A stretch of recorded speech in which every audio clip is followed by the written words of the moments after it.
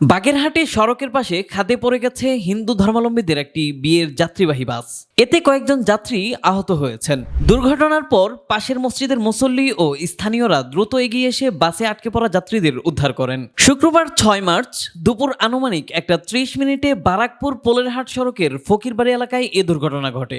স্থানীয়রা জানিয়েছেন, বিয়ের অনুষ্ঠানে অংশ নিতে বাসটি যশোর থেকে কালীবাড়ি এলাকায় যাচ্ছিল। পথে ফকিরবাড়ি এলাকায় পৌঁছালে বাসটি নিয়ন্ত্রণ হারিয়ে সড়কের পাশের খাদে পড়ে যায়। দুর্ঘটনার পর পাশের মসজিদের মুসল্লি ও স্থানীয় এলাকাবাসী দ্রুত ঘটনাস্থলে ছুটে আসেন। তারা বাসে আটকে পড়া যাত্রীদের উদ্ধার করে নিরাপদ স্থানে সরিয়ে নেন। এ ঘটনায় কয়েকজন যাত্রী আহত হন। স্থানীয়দের দাবি, দুর্ঘটনার পরপরই এলাকাবাসী ও মসজিদের মুসল্লিরা দ্রুত সহযোগিতার হাত না বাড়ালে বড় ধরনের প্রাণহানির আশঙ্কা ছিল।